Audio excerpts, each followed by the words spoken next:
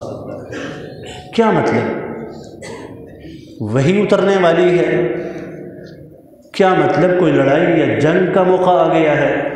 کہ آپ نے ایسا جملہ ارشاد فرمایا کہ جس جملے کا مضمون یہ ہے کہ کیا چیز تمہارا استقبال کر رہی ہے اور تم کس کا استقبال کرو؟ اللہ کے نبی صلی اللہ علیہ وسلم نے حضرت فاروق اعظم رضی اللہ تعالی عنہ کے اس جواب پر صحابہ سے ایک بات ارشاد فرمائی. وہ بات اگر ہم سن لیں اور ہمارے دل کی بستی میں اللہ کے نبی کی وہ فضیلت جو آپ نے اپنی زبان نبوت سے ارشاد فرمائی، اگر وہ ہمارے دل میں قرار پکڑ لے تو ہمیں اللہ جل جلالہ کی طرف مزید متوجہ ہونے کے مواقع مل سکتے ہیں. اللہ کے نبی صلی اللہ علیہ وسلم نے فرمایا کہ اے میرے صحابہ، رمضان المبارک کا مہینہ آ گیا اور اس مہینے کی پہلی رات میں اللہ جل جلالہ تمام ایمان والوں کی بخشش فرما دیتے ہیں. اتنی عظیم الشان فضیلت اللہ کے نبی نے صحابہ کے سامنے ارشاد فرمائی. اتاکم شہر رمضان، ایک موقع پر فرمایا کہ رمضان کا مہینہ تمہارے پاس آ گیا. شہر برکہ، یہ برکتوں والا مہینہ ہے. مال میں برکت، ہر چیز میں اللہ، کھانے پینے کی چیزوں میں اللہ برکتیں پیدا فرماتے. یغشاکم اللہ فیہ الرحمہ، اس مہینے میں اللہ کی رحمت اپنے بندوں کو اپنی آغوش میں لے لیتی ہے. فینزل فیہ الرحمہ، اللہ رحمتوں کا نزول فرماتے. تو اللہ کے نبی نے صحابہ کرام کے سامنے رمضان المبارک کے اس مقدس مہینے کی ان بہاروں کا ایسا ذکر فرمایا کہ صحابہ بھی اللہ کے نبی کی اس گفتگو کو سن کر جھوم اٹھے. کیسے اللہ کی رحمت اپنے بندوں کی طرف متوجہ ہوتی ہے، کیسے اللہ اپنے بندوں کی بخشش کا بہانہ تلاش کرتے ہیں کہ اس مہینے کا پہلا جو اللہ تعالیٰ نے اپنے بندوں کو اعزاز دیا، پہلی جو عزت دی، پہلا جو شرف اپنے بندوں کو عطا فرمایا، وہ یہ کہ میں نے تمہیں بخش دیا ہے. اب بخشش کے اس پروانے کو لے کر اس مبارک مہینے کے بقیہ دنوں میں اللہ کو راضی کر کے اس مہینے کو گزارو، اللہ کی نافرمانی کر کے اس مہینے کو نہ گزارو. ہمارا مزاج کیا ہے؟ ہمارا مزاج یہ ہے کہ ہم رمضان المبارک کو ایسے گزارتے ہیں کہ جیسے ایک وقتی عبادت ہے. تین قسم کے لوگ ہیں. ایک لاپرواہ طبقہ ہے کہ جنہیں رمضان المبارک کے روزے کی پرواہ ہی نہیں، جو رمضان کے روزے کو کوئی اہمیت نہیں دیتے. کتنے ایسے لوگ آپ نے دیکھے ہیں روزہ ہی نہیں رکھتے اور عذر یہ پیش کرتے ہیں جی کام مشکل ہے، مزدوری ہے، پسینہ نکلتا ہے، یہ ہے وہ ہے، مختلف. اللہ تعالیٰ نے اپنے بندوں پر دین کو آسان بنایا ہے، لیکن جس چیز کو ہمارا پروردگار آسان سمجھتا ہے اللہ نے اس میں آسانی پیدا فرمائی. بیمار ہے، بیماری اللہ کے ہاں ایک عذر ہے، اور اللہ جل جلالہ اور ہمارا دین اس مزاج کو سمجھتا ہے کہ بیمار آدمی کے لیے روزہ رکھنا مشکل ہے، ہمارے دین نے اس میں سہولت دے دی. مشقتیں نہیں ہیں دین کے اندر، دین سہولت کو پیدا کرتا ہے، سہولت دیتا ہے. اللہ کے نبی نے یمن کی طرف حضرت معاذ کو بھیجا، حضرت ابو موسیٰ اشعری کو بھیجا، تو رسول اللہ نے فرمایا کہ اے معاذ، اے ابو موسیٰ اشعری، یمن کے لوگوں پر مشقتیں اور تکلیفیں نہ ڈالنا، آسانیاں پیدا کرنا، ان کے مابین اتفاق اور اتحاد کو قائم کرنا، ان کو کسی مصیبت اور تکلیف میں نہ ڈالنا.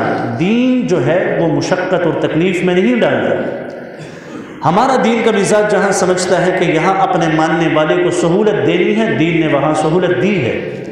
بیمار کو سہولت دی ہے، مسافر کو سہولت دی ہے، لیکن یہ کیا بات ہے کہ ہم خود سے سہولت کو پیدا کر لیں. میرے من نے کہا، میری خواہش نے کہا، میرے نفس نے مجھے کہا کہ میں روزہ نہیں رکھتا اس لیے کہ مجھے اس میں مشقت ہے، دن طویل ہے. بھئی روزہ تو ہے ہی مشقت والی چیز. اللہ کے نبی نے اس مہینے کو صبر کا مہینہ کہا، اور صبر کا مہینے کا مطلب یہی ہے کہ ہم اپنے نفس کی دم پر پاؤں رکھ کر اس مہینے کو گزاریں. نفس کی کشمکش ہے، یہ بھوکا رکھنا مقصد نہیں ہے. بھوکا کیوں رکھا جاتا ہے؟ نفس و شیطان سے لڑنے والی قوت اور طاقت بڑھ جائے. اور اس قوت اور طاقت کی بنیاد پر ہماری ایک ایسی تربیت ہو جائے کہ ہم اس تربیت کے سہارے اپنی زندگی کے بقیہ 11 مہینوں کو اللہ کی اطاعت میں گزار دیں۔ اس روزے کا یہ مقصد ہے، نفس سے مقابلہ ہے، کشمکش ہے۔ ایک بند کمرے کے اندر اگر کوئی چیز ہمیں کھانے پینے سے روکتی ہے تو وہ کیا ہے؟ وہ اللہ کا خوف ہے، پروردگار کا ڈر ہے۔ نفس سے ہم وہاں لڑ رہے ہوتے ہیں کہ سخت گرمی ہے، نفس کا تقاضا یہ ہے، شیطان یہ برقرار رہا ہے کہ میں کیا کروں جو روزہ توڑ دوں، لیکن ہم اللہ کے خوف کو سامنے رکھ کر اس روزے کا احترام کرتے ہیں، بے توقیری نہیں کرتے، بے اکرامی نہیں کرتے۔ پروردگار نے اتنی عظیم الشان جو عظمت اپنے بندے کو عطا فرمائی، ایمان والے کو عطا فرمائی کہ روزے سے اللہ اس کے گناہوں کے رجسٹر کو صاف فرماتے ہیں۔ اتنا زیادہ جو پروٹوکول اللہ اپنے بندے کو دے رہے ہیں تو وہ کسی وجہ سے مل رہا ہے، اس لیے کہ بندے نے نفس و شیطان کے ساتھ مل کر اس روزے کو گزارنا ہے، ٹکرا کر اس روزے کو گزارنا ہے۔ تو ہمارے معاشرے میں بے اکرامی کرنے والے، بے توقیری کرنے والے، روزے کو توڑنے والے بہت سارے لوگ ہیں، لیکن ہمیں دین نے جو ترغیب دی ہے وہ یہ ہے، اگر کسی کو اس حال میں دیکھو اسے روک دو۔ اللہ نے تمہیں قوت، طاقت اور دسترس اگر عطا فرمائی تو فَلْيُغَيِّرْهُ بِيَدِهِ، اپنے ہاتھ سے روکو۔ حاکم وقت کو یہ قوت اور طاقت حاصل ہے، گھر کے سربراہ کو یہ قوت اور طاقت حاصل ہے، فَلْيُغَيِّرْهُ بِيَدِهِ۔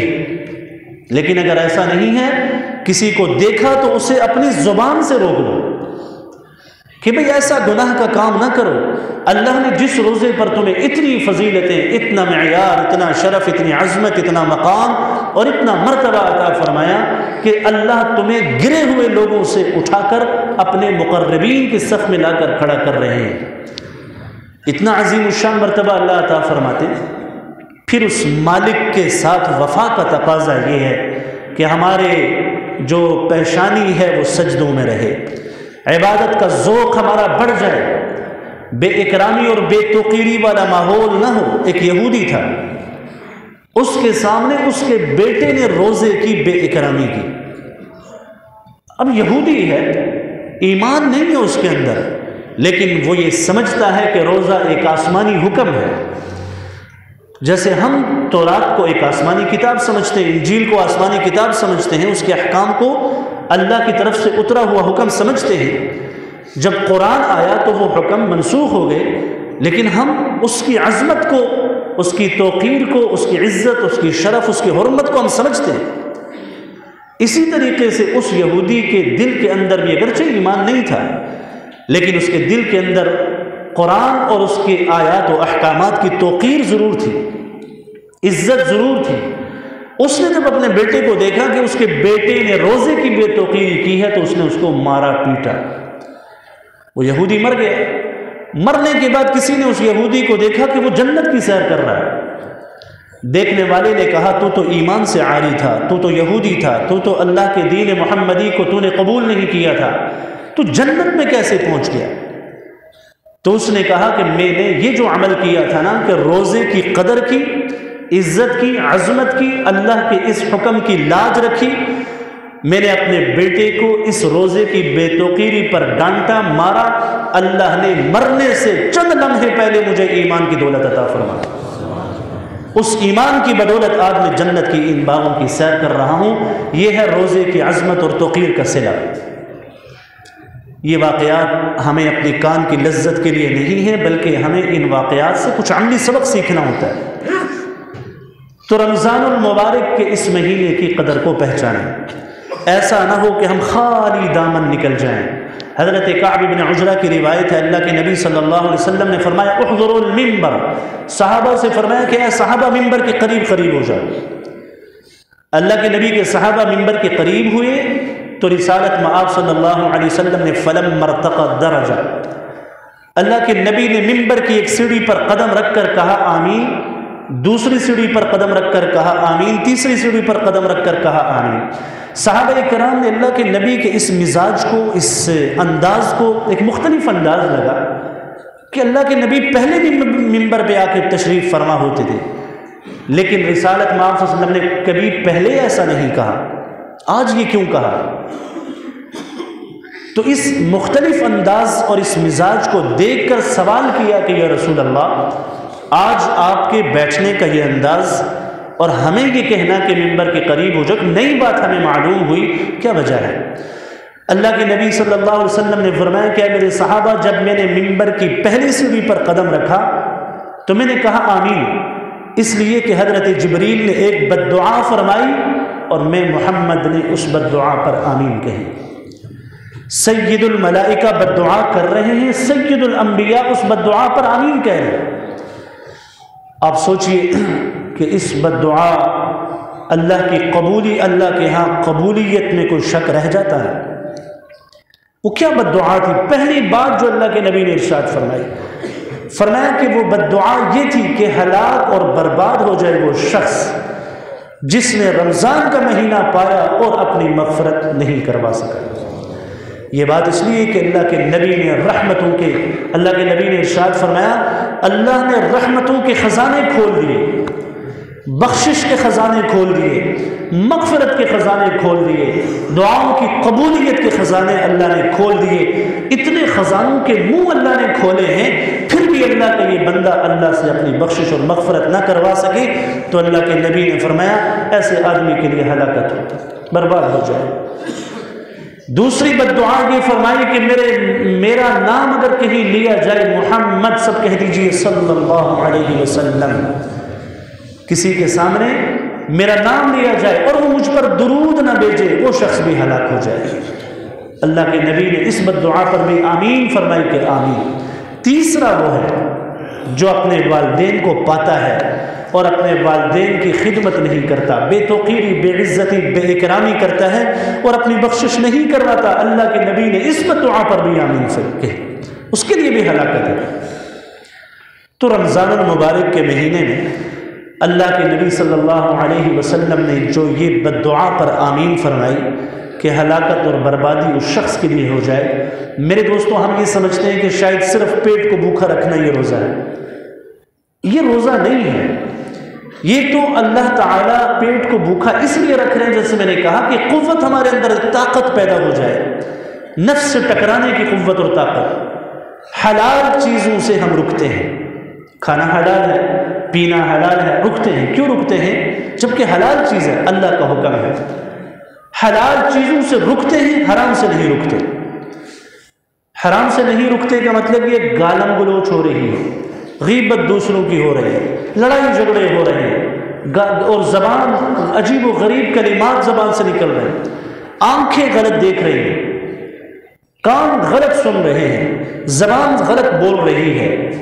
یعنی جن چیزوں کو دین نے حرام قرار دیا ان سے ہم نہیں رک رہے، جن سے اللہ نے کہا یہ حلال ہے اس سے رک جاؤ، ان سے ہم رک رہے ہیں۔ تو یہ ہمارا عجیب فلسفہ نہیں، کھانے پینے سے رک رہے ہیں وہ تو حلال ہے، جو چیزیں ہیں ہی حرام، ہے ہی گناہ کا کام، اس گناہ کے کام سے تو بطریق اولا ہمیں رکنا چاہیے۔ ہمارے ہاتھ سے کوئی ایسا گناہ نہ ہو، ہماری آنکھیں کسی غلط غیر محرم کی طرف نہ دیکھیں۔ اہل علم فرماتے ہیں، اللہ کے نیک بندے فرماتے ہیں، بزرگ فرماتے ہیں، اگر آپ رمضان کا فائدہ حاصل کرنا چاہتے ہیں تو ایک کام کریں کہ رمضان آپ کی زندگی کو بدل جائے، ایک کام کریں، وہ کام یہ ہے کہ رمضان کے مہینے میں ہر گناہ کو چھوڑ دیں۔ یہ 30 دن یا 29 دن گناہ کو چھوڑ کر دیکھیں، اللہ تعالیٰ اس مبارک مہینے کی روح ہمیں نصیب فرما دے گا۔ نہیں ملتی روح ہمیں اس لیے کہ ہمارے اعمال جو ہیں وہ ٹوٹے پھوٹے۔ میں نے کہا 3 قسم کے لوگ ہیں، ایک لاپرواہ آدمی جسے اس روزے کی قدر نہیں، روزہ رکھتا نہیں، بے اکرامی ہے، نماز نہیں پڑھتا رمضان میں، رمضان کے مہینے میں تراویح کی ادائیگی نہیں، روزہ نہیں رکھتا، تلاوت نہیں، ذکر نہیں۔ کتنے ایسے اعمال ہیں۔ اللہ کے نبی صلی اللہ علیہ وسلم رجب کے مہینے سے رمضان کی تیاری کرتے تھے، شعبان کے مہینے میں روزوں کا اہتمام کرتے تھے کہ رمضان کے روزوں کا صحیح اہتمام ہو۔ پھر رمضان المبارک میں تو اللہ کے نبی کا انداز عبادت ہی بدل جاتا تھا۔ اگر تہجد عام دنوں میں کم تو رمضان المبارک میں اللہ کے نبی کی تہجد کی نماز اور زیادہ بڑھ جاتی تھی۔ تو لاپرواہ آدمی کو تو رمضان کے مہینے کی پرواہ ہی نہیں۔ دوسرا وہ آدمی ہے کہ جو بھوکا رہتا ہے، روزہ رکھتا ہے، لیکن وقتی گناہ سے نہیں بچتا ہے، یہ بھی ایک عابد، لیکن اس کی عبادت اس کو فائدہ نہیں پہنچا رہی۔ ایک تیسرا آدمی ہے، وہ یہ ہے کہ وہ اس رمضان المبارک کا روزہ رکھتا ہے، عبادات کرتا ہے حضور قلب کے ساتھ، اللہ کی طرف متوجہ ہو کر، دھیان کے ساتھ، گناہوں سے اپنے دامن کو بچا بچا کر گزرتا ہے۔ یہ شان تھی اللہ کے نبی کے صحابہ کی، وہ اس طرح روزہ رکھتے تھے، انہوں نے اللہ کے نبی کی رفاقتیں حاصل کی تھی، وہ ایسا روزہ رکھتے تھے۔ فتح مکہ کا موقع ہے، اللہ کے نبی غزوہ، جہاد، لڑائی، رمضان کا مہینہ ہے، صحابہ کرام نے پھر بھی روزہ نہیں توڑا، جہاد میں بھی۔ حالانکہ مسافر سفر پہ جب ہوتا ہے تو اس کے لیے گنجائش دین نے دی ہے، نہیں رکھتا، اگر کسی وجہ سے نہیں رکھتا نہ رکھے، رکھتا ہے تو عزیمت پہ عمل ہے، ثواب مل جائے گا۔ تو صحابہ کرام کو عبادت کا یہ ذوق نصیب تھا۔ حضرت جابر فرماتے ہیں ہمارے روزے ایسے ہوتے تھے، صرف زبان منہ کے روزے نہیں تھے کہ کھانا پینا نہیں، وہ فرماتے ہیں ہمارے روزے کانوں کے روزے بھی ہوتے تھے، آنکھ کے روزے بھی ہوتے تھے، اعضاء کے، بدن کے اعضاء کا روزہ بھی ہمارا ہوتا تھا کہ اس زبان نے غلط نہیں بولنا، کسی کے ساتھ ظلم و زیادتی والے کلمات اس زبان سے نہ نکلیں، کسی کی دل کو مت توڑیں اس زبان سے، اپنے ماتحت لوگوں کے ساتھ اچھا سلوک کریں، اس کان سے غلط مت سنیں، یہ موسیقی، یہ گانا بجانا، یہ غیبت کے کلمات کو اس کان سے سننا، یہ رمضان کی روح کو تباہ و برباد کر کے رکھ دیتی ہیں۔ یہ چیزیں ہمارے ہاتھ کسی ایسے غلط چیز کی طرف نہ بڑھیں، پاؤں کسی ایسے غلط چیز کی طرف نہ اٹھیں، یہ اللہ کے نبی کے صحابہ کا مزاج ہوتا تھا، اور رمضان کو اس نہج سے، اس انداز سے گزارتے تھے۔ تو پیغمبر مصطفیٰ صلی اللہ علیہ وسلم نے ہمیں ایک چیز سے یہ ڈرایا ہے کہ اس رمضان المبارک کے مہینے میں اللہ کی بخشش اور پروردگار کی مغفرت کو اپنے ہاتھ سے نہ جانے دو۔ تہجد کا وقت ہم اٹھتے ہیں نا، سحری کے وقت، تہجد کا وقت ہے، جھک جائے اللہ کے سامنے، مانگے اپنے پروردگار سے، اپنے گناہوں کو یاد کریں، خلوت کے گناہوں کو یاد کریں، کہ گناہ کو یاد کر کے اپنی آنکھوں سے آنسو کے دریا بہائیں، اللہ جل جلالہ ہماری بخشش اور مغفرت کا سرٹیفکیٹ ہمیں عطا فرمائے۔ ایک حدیث کا مضمون ہے، رات کے اس پہر میں، تہجد کے وقت میں آسمان سے ایک ندا اور ایک آواز اللہ کی طرف سے آتی ہے، یا باغی الخیر، اے خیر کے طلبگار، نیکی کے طلبگار، اللہ کی بخشش اور مغفرت کے طلبگار انسان، تقدم، آگے بڑھ اور آگے بڑھ، اور اللہ سے اور مانگ، اپنی بخشش کے اور سوال اللہ سے کر۔ اور پھر فرمایا ایک اور آواز یہ لگتی ہے کہ اے گناہ کے طلبگار انسان، اے گناہگار انسان جس کی زندگی گناہوں کی دلدل میں ایسی پھنسی ہے کہ وہ اپنے پاؤں نہیں نکال سکتا، آج اپنے پروردگار کے سامنے خلوت کے ان لمحات و ساعات میں، رات کے اس اندھیرے میں، اللہ کی طرف سے آسمانی دنیا سے یہ جو آواز آ رہی ہے کہ اے گناہگار انسان، اللہ کی طرف اپنے ہاتھ کو اٹھا، اپنی بخشش اور مغفرت کا سوال اللہ سے کر۔ اللہ فرماتے ہیں ہم اس لمحے اپنے گناہگار بندے کی گناہوں کو معاف کر کے اسے بخشش اور مغفرت کا پروانہ عطا فرماتے ہیں۔ توبہ کر، اس وقت میں اللہ توبہ کو قبول کرتے ہیں، بار بار توبہ کریں، توبہ اگر ٹوٹ جائے پھر توبہ کریں، 100 بار 100 بار بھی توبہ ٹوٹتی ہے، توبہ پھر کریں۔ اللہ نے ہماری زندگی میں ایک ایسا دروازہ ہمیں عطا فرمایا نا، بغاوت ہو رہی، گناہ ہو رہے، جیسے کفر تک کا گناہ، توبہ کر کے آؤ گے اس دروازے، توبہ کے دروازے سے داخل ہو جاؤ، تم پھر اللہ کے قرب، اللہ کا قرب تمہیں حاصل ہو جائے گا اور اللہ کے قریب تم بن جاؤ گے۔ دعائیں مانگیں، لیکن ایک بات ذہن میں رکھیں، یہ دعا اس وقت قبول ہوتی ہے جب لقمہ حلال کا ہو۔ یہ حرام کھا کھا کر ہماری دعائیں قبول نہیں ہوں گی اللہ کی بارگاہ میں۔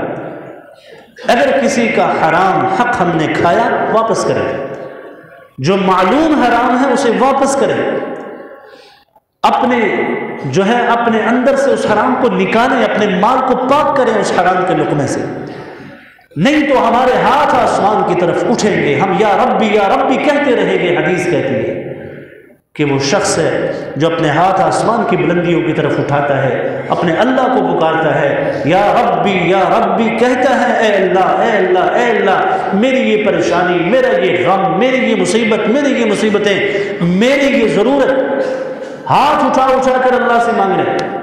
لیکن حدیث کا مضمون یہ کہتا ہے کہ اس آدمی کا کھانا حرام، پینا حرام، لباس بھی حرام، حرام مال جو کھایا، حرام پیا، حرام لباس پہنا، اس حرام زندگی کے ساتھ اللہ کے نبی کی حدیث یہ کہتی ہے فَأَنَّا يُسْتَجَابُ لَهُ الدُّعَاء، اس آدمی کے لیے دعا کہاں سے قبول ہو؟ ایسے آدمی کی دعا قبول نہیں ہوتی۔ ہاں توبہ کر لیتا ہے، اپنے مال کو پاک کرنے کا پکا ارادہ کر لیتا ہے، اللہ کی طرف متوجہ ہو کر اللہ سے مانگتا ہے کہ اے اللہ آج کے بعد حرام کے قریب نہیں جاؤں گا، جو کھایا ہے اس سے توبہ کرتا ہوں، حقوق کو ادا کرنے کا عزم کرتا ہوں، مال کو پاک کرنے کا ارادہ کرتا ہوں، پھر اللہ کی ذات سے ہمیں امید ہے کہ پروردگار ہماری اٹھنے والے ان ہاتھوں کو خالی نہیں لوٹائیں گے۔ یہ قبولیت کے اوقات ہیں۔ کوفہ کے اندر مورخین نے لکھا ہے نا، کوفہ کے اندر کچھ لوگ رہتے تھے، ایک جماعت تھی مستجاب الدعوات، ایسے لوگوں کی جماعت تھی کہ جن کی دعائیں اللہ قبول کرتے ہیں، اور وہ جب بھی کوفہ میں کوئی ظالم حکمران آتا تھا، وہ لوگ جن کی دعا اللہ قبول کرتے تھے وہ یوں ہاتھ اٹھاتے تھے، اللہ تعالیٰ اس ظالم حکمران کو راستے سے صاف فرما دیتے۔ تو جب حجاج ابن یوسف کوفہ کی سرزمین پہ حاکم بن کے آیا، اس نے سب کی دعوت کی، اس مستجاب الدعوات لوگوں کے اس گروہ کو بھی اس نے بلا لیا، انہوں نے بھی آ کر کھانا کھایا اور وہ کھانا حرام کا تھا۔ تو حجاج ابن یوسف نے کہا اب میں ان لوگوں کی بد دعا سے بچ گیا ہوں، اس لیے کہ میں نے ان کو حرام کھلا دیا ہے، اب ان کی دعا قبول نہیں ہوگی۔ ہمارے معاشرے کے اندر تو سود جیسی بیماری اور لعنت اور حرام چیز کو پروموٹ کرنے کے لیے دلائل دیے جاتے ہیں۔ ہماری معیشت سود کے نظام میں جکڑی ہے، اور معیشت تو دور کی بات ہے، ہمارے اس علاقے کے اندر کتنے لوگ ہیں جو سود کا کاروبار کرتے ہیں، لوگوں کو قرضہ دیتے ہیں کہ اتنے سود پہ پیسے لوں گا، لاکھ روپیہ دے کے 1,20,000 لوں گا، یہ 20,000 سود ہے۔ اس طرح کی بہت ساری مثالیں ہمارے سامنے آئیں۔ جب ہمارا مال اس طرح ناپاک ہوگا تو بھلے سے کبھی ہم نے دودھ کے اندر پیشاب کے قطرے کو ڈال کر وہ دودھ کسی نے پیا ہے؟ ہرگز نہیں پیتے، گن کرتے ہیں۔ ایسے ہی اللہ ہمارے اس مال سے گن کرتے ہیں جس مال میں ہم حرام چیز کو شامل کرتے ہیں۔ دھوکہ، بددیانتی، جھوٹ بول کر مال کو کمانا، دھوکہ دے کر مال کو کمانا، بددیانتی کے ساتھ مال کو کمانا، جھوٹ بول کر، یہ سارے حرام کی وہ شکلیں ہیں۔ سود کے ذریعے مال کو کمانا، یہ سارے حرام کی وہ شکلیں جو ہمارے مال کو مشکوک کر رہی ہیں۔ پھر ہماری دعائیں اور آسمان کی طرف اٹھنے والے ہاتھ، وہ کیسے اللہ کی بارگاہ میں قبولیت کا مقام حاصل کریں گے؟ وہ کبھی بھی نہیں حاصل کر سکتے۔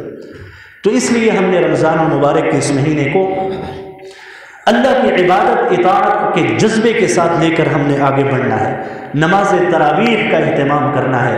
اللہ کے نبی صلی اللہ علیہ وسلم روزہ رکھتے تھے، رمضان المبارک میں ذکر و اذکار بھی کرتے تھے، پیغمبر مصطفیٰ صلی اللہ علیہ وسلم نماز تراویح کا اہتمام بھی کرتے تھے، اللہ کے نبی آخری عشرے میں اعتکاف بھی کرتے تھے، تہجد کے وقت اٹھ کر اللہ سے آہوزاری بھی کرتے تھے، لیلۃ القدر کی تلاش آخری عشرے میں وہ بھی کرتے تھے۔ یہ اعمال تھے اللہ کے نبی صلی اللہ علیہ وسلم کے رمضان المبارک کے۔ اللہ جل جلالہ ہم سب کو یہ برکتیں نصیب فرمائے۔